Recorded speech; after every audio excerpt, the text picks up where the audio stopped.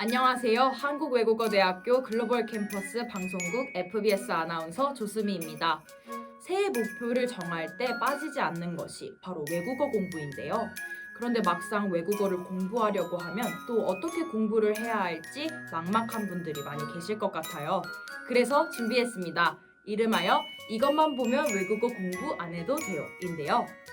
또 외대하면 다양한 언어를 전공한다는 게 큰 메리트잖아요. 그래서 언어과 외국어 능력자 학우분들을 모셔봤습니다. 그럼 바로 이야기 나눠볼까요? 간단한 자기소개 부탁드려요.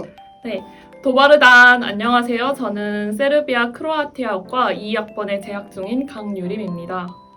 혹시 어떤 언어를 공부하고 계신가요?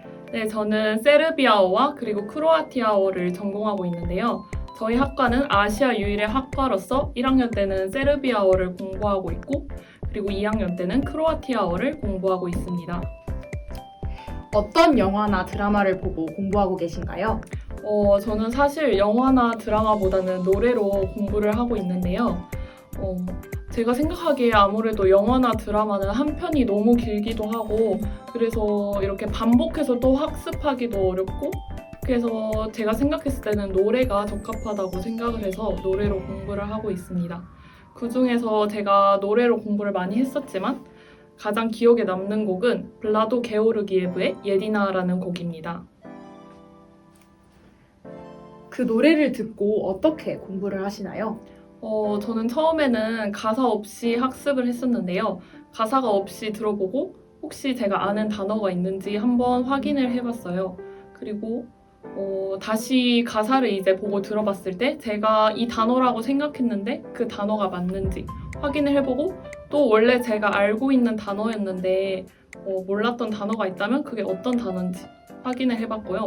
그리고 이제 가사를 이제 하나하나 분석을 해봤는데 분석을 할 때는 이제 모르는 단어가 있을 테니 그 모르는 단어는 사전을 찾아봐서 하나하나 이렇게 단어별로 뜯어서 공부하려고 노력을 했고 그 모든 단어 문장의 해석이 끝난 후에는 이제 가사를 암기해서 일상생활에서 익힐 수 있도록 노력을 해봤어요. 그럼 혹시 예시를 직접 보여주실 수 있을까요? 네. 그래서 제가 혹시 몰라서 가사지를 준비해왔는데요. 여기 보시면 예를 들어서 미슬림 네트레바 다지마시라는 가사가 있거든요. 이게 영어로 하면 I think you don't need to know 라는 뜻인데요. 제가 공부를 할 때 먼저 단어장을 찾아본다 했잖아요. 그럼 미슬림이라는 단어가 무슨 뜻인지 먼저 찾아봤을 때 미슬리띠, 즉 생각하다라는 단어이거든요. 그래서 이게 생각하다라는 뜻이구나 하고 뜨레바라는 단어를 모른다. 이러면 이 단어의 원형을 알아야 되기 때문에 그러면 또 원형을 찾아보면 뜨레바띠, 노력하다라는 뜻이 나오거든요. 그러면 이제 이거를 또 합쳐보면 해석을 하는 거죠. 그래서 내가 생각했을 때 너는 알 필요가 없다라는 이런 가사 해석이 나오는데요. 이렇게 해서 문장을 다 이렇게 해석한 다음에 암기하려고 했습니다. 이 노래를 고르게 되신 이유가 있을까요?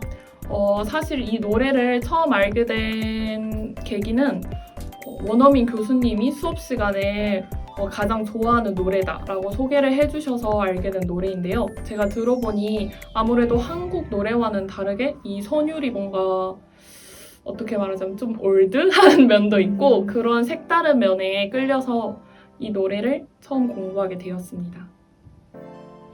그러면 세르비아어와 크로아티아어를 공부하시다가 재밌었던 에피소드가 하나 있을까요?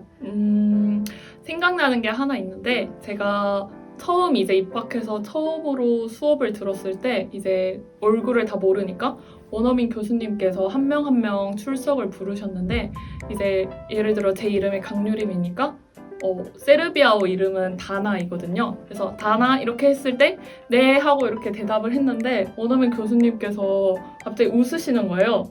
그래서 왜? 다들 이제 무슨 일이지 하고 영문을 몰랐는데 알고 보니까 세르비아어로는 내가 영어로 no, 즉 아니다라는 뜻이어서 그러니까 네라고 했을 때는 우리나라 말과 반대의 뜻이어서 교수님께서 웃으셨던 그런 경험이 기억에 남습니다. 그러면 음악으로 공부를 하셨다고 하셨는데 책으로 공부하는 것과는 어떤 차이점이 있었나요? 가장 쉽게 말을 해보자면 우리나라의 시로 생각해보면 쉬울 것 같은데요. 시를 봤을 때 우리가 일상생활에서 사용하진 않지만 시적 허용으로서 이렇게 쓰이는 어휘들이 있잖아요. 아무래도 노래로 공부를 하다 보면 그런 점들을 익힐 수 있는 점이 좋은 것 같기도 하고 또 아무래도 전공 서적으로만 보면 너무 딱딱해서 공부가 하기 싫어지잖아요. 근데 노래로 공부하면 가사와 더불어서 이제 음율이 있으니까 그거에 맞춰서 조금 더 흥미를 가지고 공부를 할 수 있는 것 같습니다. 세르비아어와 크로아티아어는 그럼 다른 언어와 어떤 차이점을 가지나요? 제가 생각해봤을 때 가장 큰 차이점은 일단 우리가 일상생활에서 많이 쓰는 영어, 일본어, 그리고 중국어와는 달리 소수어이기 때문에 일단 구사할 수 있는 사람이 적다는 점이 가장 큰 차이점인 것 같고요. 또한 영어를 예시로 들어봤을 때는 영어는 이제 알파벳으로 문자가 하나잖아요.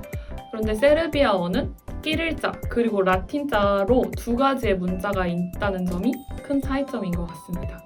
그러면 이 차이점을 고려해서 특별히 신경 써서 공부해야 되는 부분이 있을까요? 앞서 말씀드렸듯이 세르비아어는 끼릴자 그리고 라틴자 두 가지 문자 사용하는데요. 그래서 끼릴자를 봤을 때 바로바로 라틴자가 생각이 나야 되고 라틴자를 반대로 라틴자를 봤을 때 또 끼릴자가 바로바로 생각이 나야 되기 때문에 이렇게 변환해서 연습하는 것이 중요한 것 같습니다. 또한 1학년 때는 세르비아어를 배우고 2학년 때는 크로아티아어를 배우잖아요. 근데 이 언어가 단어에서 약간의 차이점이 있기 때문에 이런 것도 숙지해 놓는 것이 중요할 것 같습니다. 그러면 약간의 단어 차이가 있다고 해주셨는데 구체적으로 어떤 예가 있을까요? 일단 두 언어 세르비아어, 크로아티아어 둘 다 남슬라브어에 통하기 때문에 전반적인 토대는 같은데요. 우리나라로 예를 들어보자면 표준어와 방언이 있다시피 약간 이런 차이라고 생각해 주시면 될 것 같아요.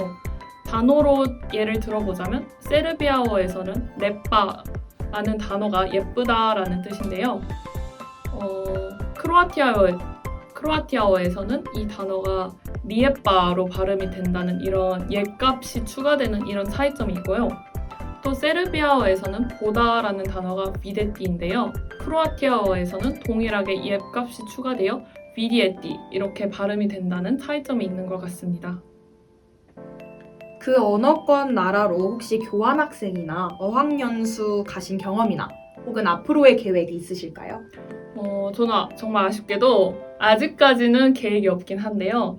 근데 만약에 기회가 된다면 가보고 싶은 생각이 있긴 합니다. 그러면 혹시 가보고 싶은 나라나 도시가 있으실까요?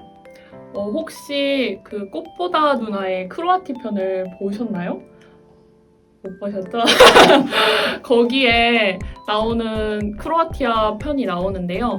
거기에 나오는 이제 자다르라는 도시에 플리트비체 호수가 있거든요.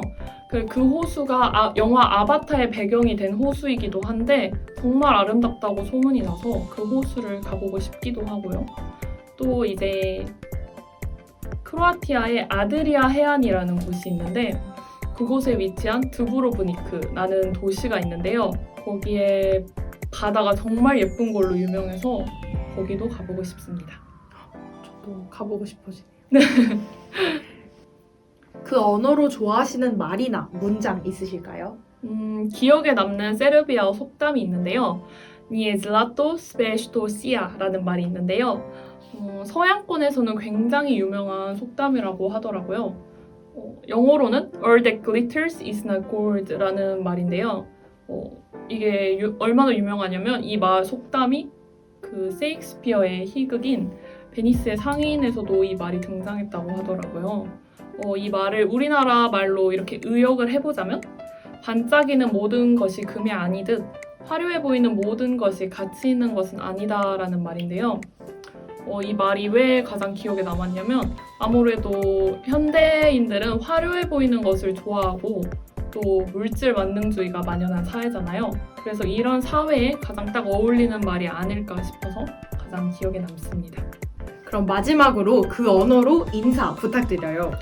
오늘 이렇게 제가 공부하는 언어에 대해서 얘기해 볼 기회가 있어서 너무 좋았고요. 또 다음에 기회가 된다면 이렇게 촬영할 수 있었으면 좋겠습니다. 감사합니다. Bila e lepa što sam mogla da pričam o jeziku koji učim. Vidimo se sljedeći put. Do widzenia!